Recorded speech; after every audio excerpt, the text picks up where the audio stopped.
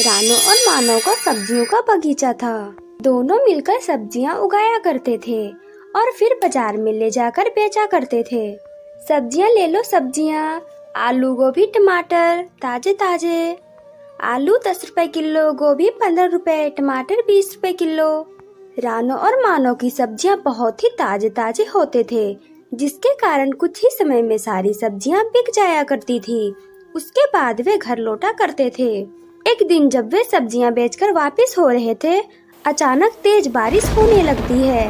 वे बारिश में किसी तरह उड़ते हैं और अपने घोंसले में पहुंचते हैं। रानो चिड़िया का कोई घर नहीं था। वे किसी तरह उस घोंसले में अपना जीवन व्यतीत करते थे और उनकी बेटी गुड़िया, जो हमेशा बीमार रहा करती थी, गुड़िया के दिल में छेद था। रानो और मानव के पास इतने पैसे नहीं थे कि वो गुड़िया का इलाज करवा सके। मम्मा और पापा, आप मेरे लिए क्या लाए हो? गुड़िया बेटी, ये देखे, मैंने आपके लिए मीठे आम लाए हैं। उसके बाद वे मीठे आम खाकर सो जाते हैं। रात होते ही बारिश और तेज हो जाती है। बारिश तो रुकने का नाम ही नहीं ले रही थी। मम्मा चिड़िया अपने गुड़िया बेटी को अपने पंखों में छिपा लेती है। तेज हवाएं चलने के कारण बारिश की बूंदें उनके घोंसले में आ रही थी, लेकिन वे कुछ कर नहीं सकते थे। वे किसी तरह रात गुजारती हैं। सुबह हो जाती है। बारिश भी बंद हो चुकी थी। मम्मा चिड़िया सब्जी बेचने निकल पड़ती है। गुड़िया के इलाज के लिए ही मम्मा और पापा चिड़िया इतनी मेहनत कर रहे थे। वे हर दिन की कमाई से ज्यादातर पैसे रखा करते थे। आपको क्या लगता है, क्या हम गुड़िया के इलाज के लिए पैसे इकट्ठा कर पाएंगे? पता नहीं रानो, लेकिन हम हार नहीं मानेंगे। हम कोशिश करते रहेंगे। गुड़िया बेटी उनके लिए बिल्कुल जान थी। वे किसी भी हालत में बस गुड़िया बेटी को ठीक करना चाहते थे। वे रोज सुबह 5 बजे ही खेतों के लिए निकल पड़ते थे और समय समय में पानी देते थे और 9 बजते ही खेतों का सारा काम करके बाजार में सब्जियां बेचने निकल पड़ते थे और वे कड़ी धूप में सारी सब्जियां बेचा करते थे।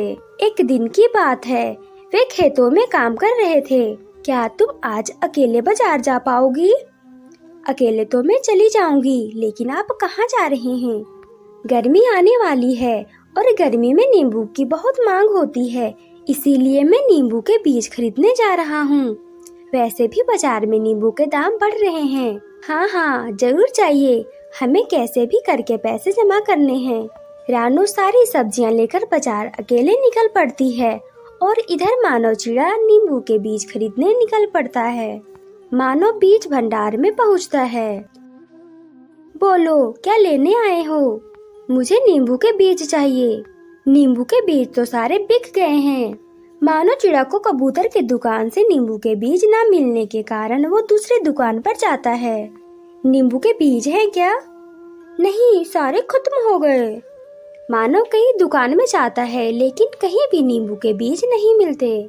मैंने सोचा कि नींबू के पेड़ लगाकर नींबू बेचूंगा, लेकिन मुझे तो कहीं भी नींबू के बीज नहीं मिले। मानव ऐसे बोलते हुए जंगल की ओर से जा रहा था। तभी उसकी नजर एक मशरूम पर पड़ती है, जो पूरे कांटों से लिपटी हुई थी और वो मदद की गुहार लगा रही थी। मानव उस मशरूम के पास जाता है। क्या बात है मशरूम, तुम्हारी ये हालत? मेरी मदद करो, ये कांटे मुझे चुभ रहे हैं। मुझे बहुत दर्द हो रहा है और ये कांटे मेरे शरीर से ना निकले तो मेरी मौत हो जाएगी। कोई बात नहीं, मैं आपके शरीर से ये कांटे निकाल देता हूँ। उसके बाद वो धीरे धीरे मशरूम के शरीर से कांटे निकाल देता है। आपका धन्यवाद पक्षी, आपने मेरे शरीर से कांटे निकाल दिए। मुझे अब बहुत अच्छा लग रहा है।